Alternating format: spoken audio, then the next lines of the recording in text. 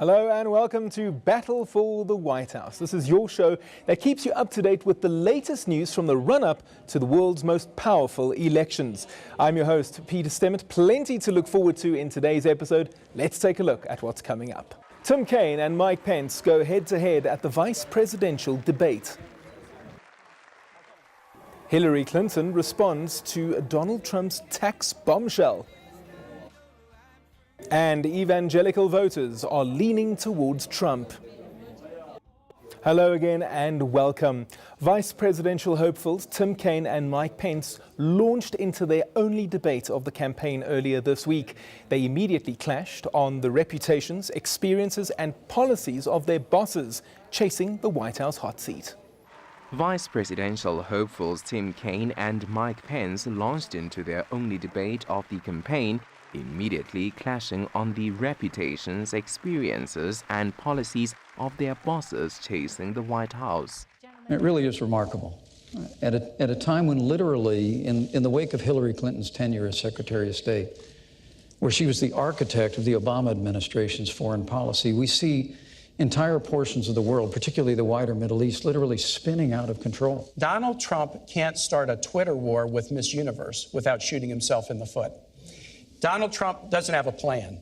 He said, I have a secret plan. And then he said, I know more than all the generals about ISIL. And then he said, I'm going to call the generals to help me figure out a plan. And finally, he said, I'm going to fire all the generals. He doesn't have a plan. Democrat Kaine and Republican Pence squared off to highlight their capabilities as the men who could be a heartbeat away from the presidency. But essentially, they were on stage fighting a proxy war for their running mates 5 weeks before Election Day on November 8. Kaine, a U.S. Senator from Virginia, prompted himself a deeply experienced local, state and national politician who would be the right-hand person for Clinton, whom he described as trustworthy and more than capable in the role of commander-in-chief. We trust Hillary Clinton, my wife and I, and we trust her with the most important thing in our life. We have a son deployed overseas in the Marine Corps right now. We trust Hillary Clinton as president and commander-in-chief, but the thought of Donald Trump as commander-in-chief scares us to death. I can't imagine how Governor Pence can defend the insult-driven, selfish me-first style of Donald Trump. The composed Pence, the governor of Indiana and a Christian conservative, calmly shot back.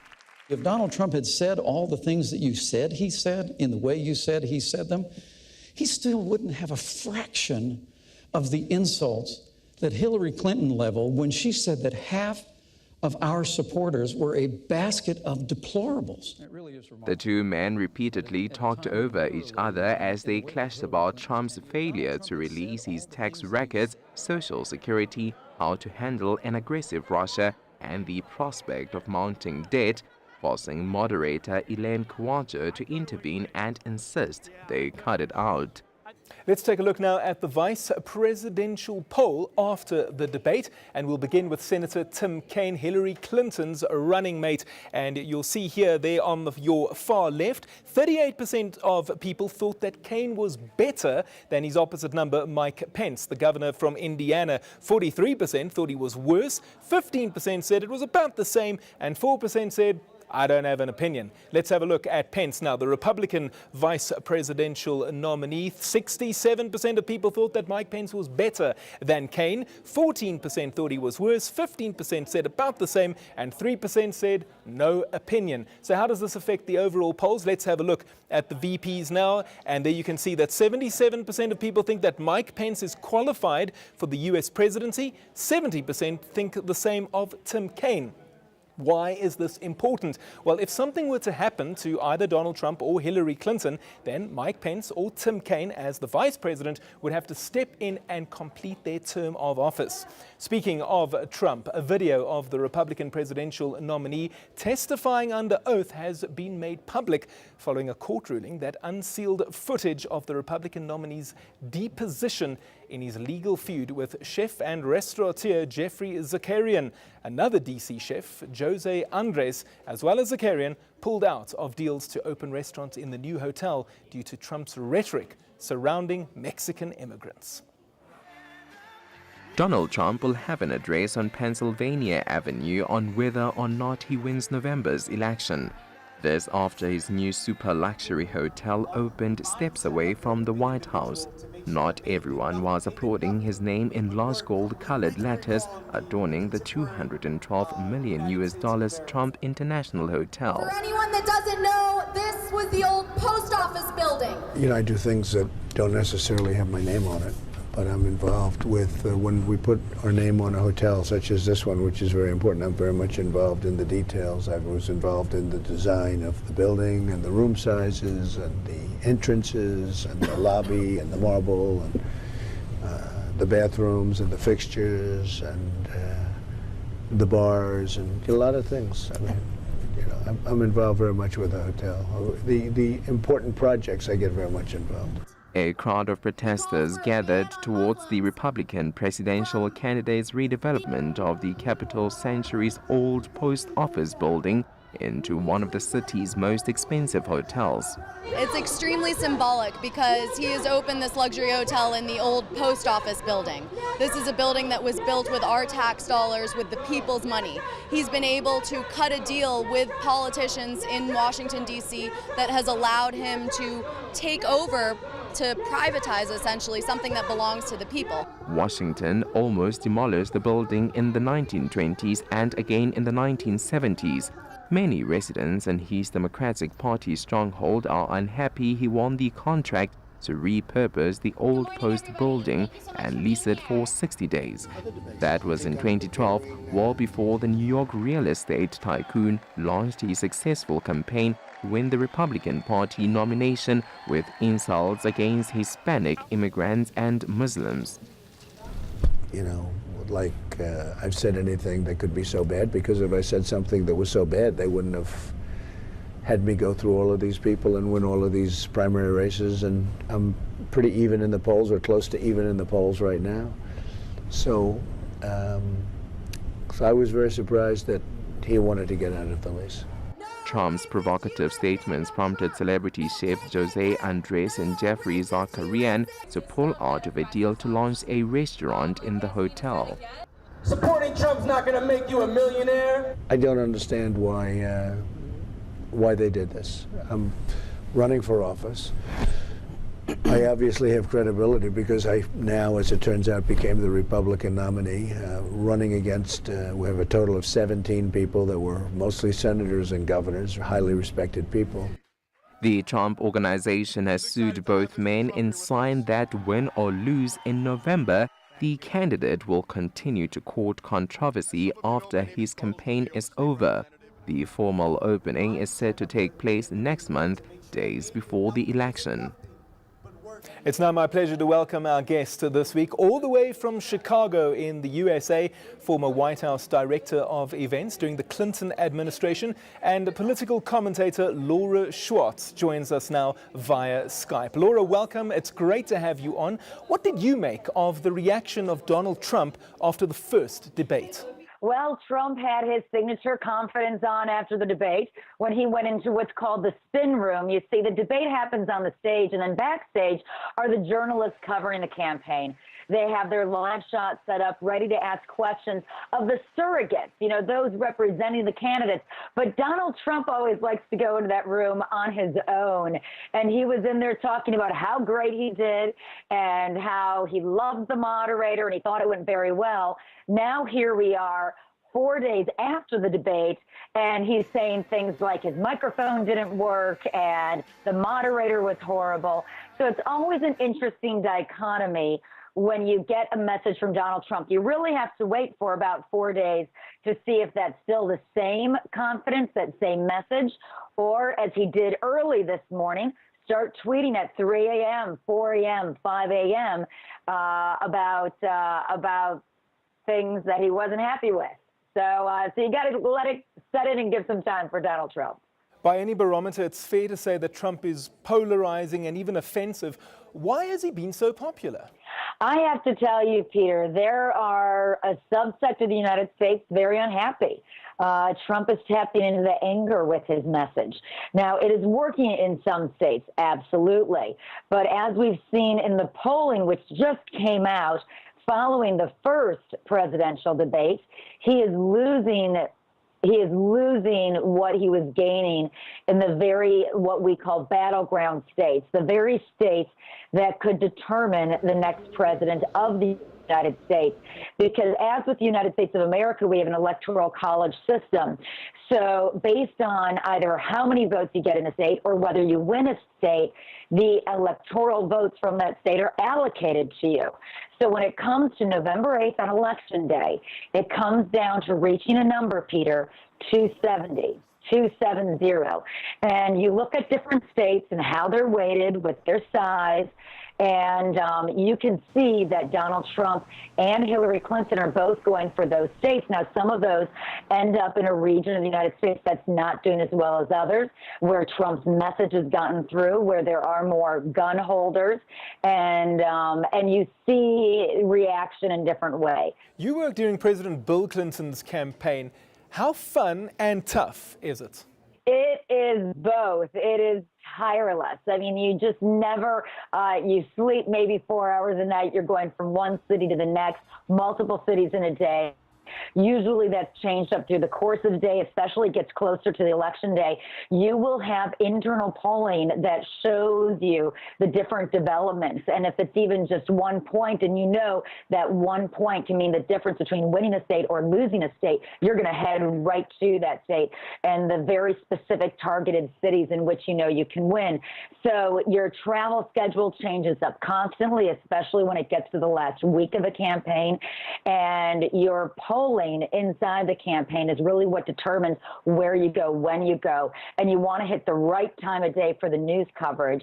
And speaking of news coverage, we are in this 24/7 election cycle, whether it's online or on television, by satellite. There is constant following. That's why when a candidate such as Donald Trump tweets something out at 3 a.m., there's coverage at 3 a.m. somewhere in the world and right here in America that's picking that up. So you have to be on top of it. That's why creating a central staff that can focus on the areas that are up and coming in media, that can focus on message, that can focus on reaction. It's very important that every candidate and every member of their team knows why they are saying what they are saying, and that they are passionate and they believe in the candidates they represent, whether that's the Donald Trump in this case, the Hillary Clinton, the Gary Johnson, or Jill Stein, the third and fourth party candidates, if you will. The people on campaigns are not doing it to get rich, Peter. They're doing it because they truly believe they can make a difference. And that's why there is great camaraderie in a campaign. You forge lifelong friendships. And even in the darkest moments, you find a way to either share a smile with someone, a good joke at a tough time, or the occasional drink. And what role do you think the former president is playing in his wife's campaign? I think Bill Clinton plays very positively, especially in areas of which he performed strongly himself as president of the United States. There have been struggles in messaging at times, as you see with every campaign, but I believe that President Clinton is an overall net positive to Hillary Clinton's campaign, just as he was for President Obama's reelection in 2008. Today you saw him, as we've taped this interview, Peter, at the funeral and memorial service for Shimon Peres. And you are recalled and remember the days of which he was very engaged in the world when it comes to peace and prosperity at home as well. But that engagement in the world, here in 2016, we live on the backdrop of a globally interdependent economy, national security structure, and beyond. That means Africa. It means South Africa. It means Indonesia. It means Russia. It means Europe. It means the entire world, not just that small contingent of a world that's voting for you in the election to become the president of the United States. And that's where I think President Clinton really excels. He really excels when it comes to foreign policy and economic matters of the country and the world. And that's why you see them playing to his strengths. You want to make sure it's going to be an added benefit and not a distraction from the campaign trail. Laura, stay right there. We'll continue the conversation in just a moment. Hillary Clinton has slammed rival Donald Trump after the New York Times released documents that show the Republican candidate declaring a loss of nearly $1 billion on his 1995 income tax return. This allowed him to legally avoid paying tax for almost 2 decades. Donald Trump declared a loss of nearly $1 billion on his 1995 income tax return, allowing him to legally avoid paying taxes for almost 2 decades, according to documents obtained by the New York Times. The revelations come after the outspoken Republican presidential candidate repeatedly refused to make his tax findings public, the first candidate to do so since Richard Nixon in the 1970s. As a businessman and real estate developer, I have legally used the tax laws to my benefit and to the benefit of my company, my investors, and my employees. I mean, honestly, I have brilliantly used those laws. I have often said on the campaign trail that I have a fiduciary responsibility to pay no more tax than is legally required, like anybody else. Or, put another way, to pay as little tax as legally possible. And I must tell you, I hate the way they spend our tax dollars. While Trump's taxable income in the following years is unknown, a $916 million loss in 1995 would have been large enough to wipe out more than $50 million a year in taxable income over 18 years, the report said. The Times said it received the 3 pages of the tax returns via mail from an anonymous source, with a return address on the envelope as Trump Tower in New York, the real estate tycoon's headquarters. But Trump defended his decisions. It's my job to minimize the overall tax burden to the greatest extent possible, which allows me to reinvest in neighborhoods, in workers, and build amazing properties which fuel tremendous growth in their communities, and always help our great providers of jobs, and we have to help our small businesses. Democratic presidential candidate Hillary Clinton wasted no time in blasting Trump over the allegations found in the newspapers. Doesn't look like he paid a dime of federal income tax for almost 2 decades. Now, while millions of American families, including mine and yours, were working hard, paying our fair share, it seems he was contributing nothing to our nation. All those bad bets and lost all that money, he didn't lift a finger to help and protect his employees, or all the small businesses and contractors he'd hired, or the people of Atlantic City. They all got hammered while he was busy with his accountants trying to figure out how he could keep living like a billionaire. Trump was taking from America with both hands and leaving the rest of us with the bill.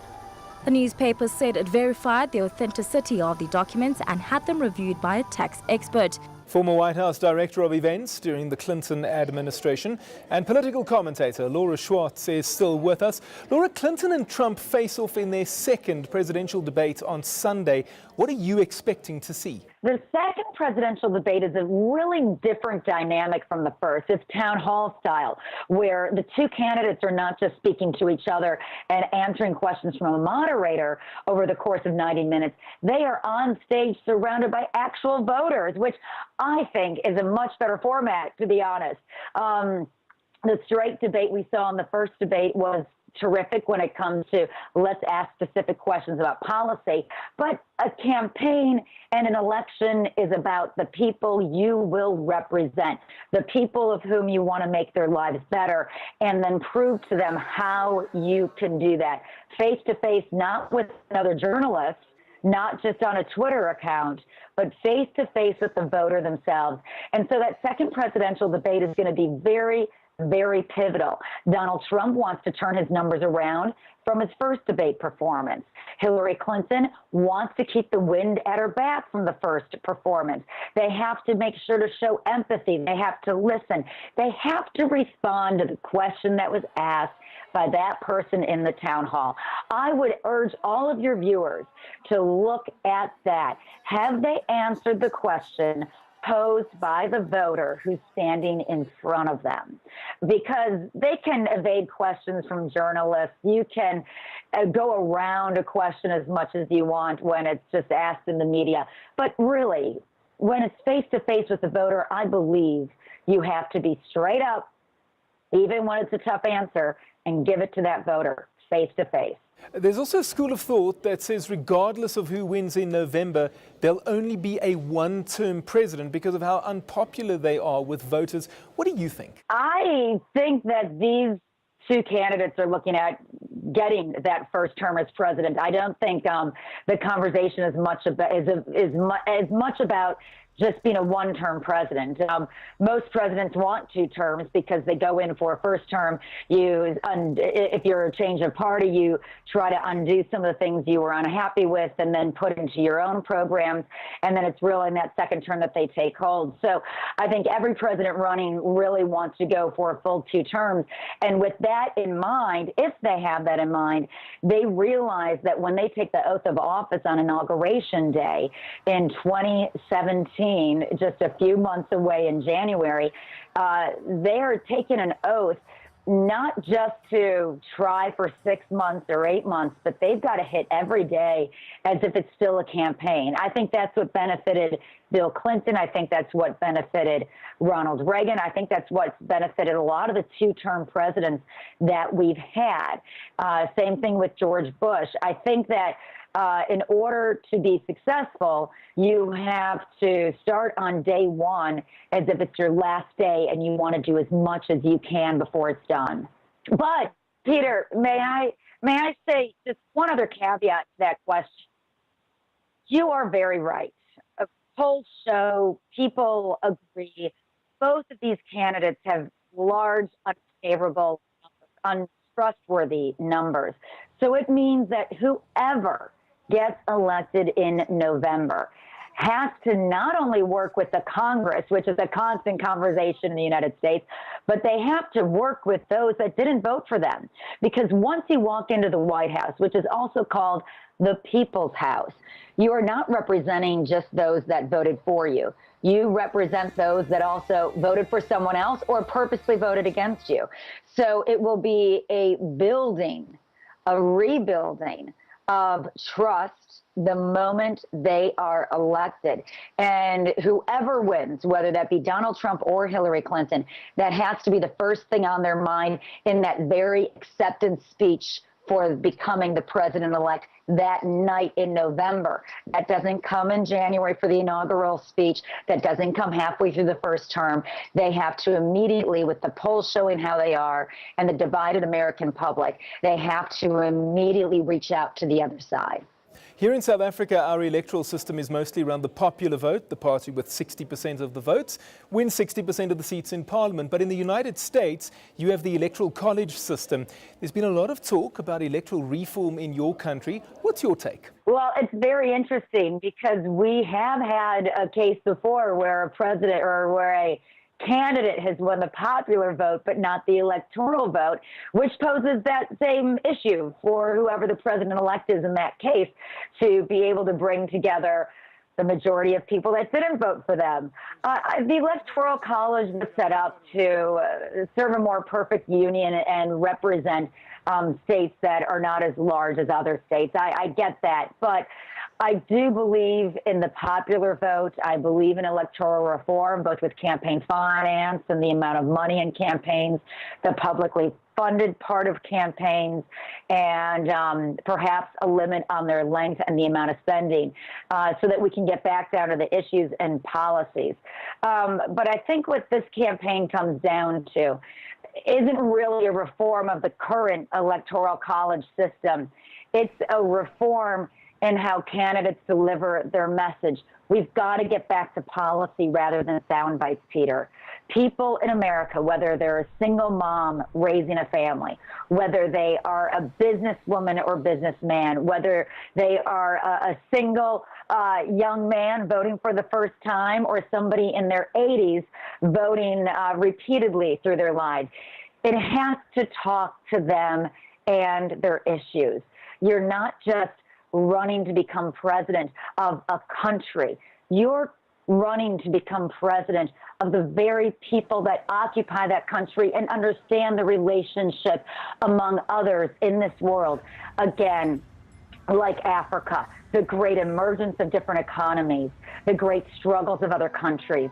So I think we need to, no matter what, get back to a compassionate system where we are talking straight to the people that come from all different geographic, socioeconomic backgrounds and values and demographics in this country and the world. Laura, thank you so much for your time, and I would love to have you on again sometime in the future. Thank you very much, and I appreciate what you're doing, and my best to all of your viewers. Donald Trump has raised many eyebrows by securing the support of evangelical Christians. Now Catholics have entered into the fray, with the Pope having his say. Pope Francis has told Americans to vote their conscience. Donald Trump has surprisingly secured support among evangelicals, but maybe not African Americans and Hispanic. The latter group are usually Catholic, just like another former famous U.S. president. The head of the Catholic Church has not endorsed Trump, nor Clinton. But Pope Francis has said, study the proposals well, pray, and choose in conscience. Trump's primary opponent, Ted Cruz, said the same thing. If you love our country and love your children as much as I know that you do, stand and speak and vote your conscience. Vote for candidates up and down the ticket who you trust to defend our freedom. For the record, Cruz is also Hispanic, but not Catholic.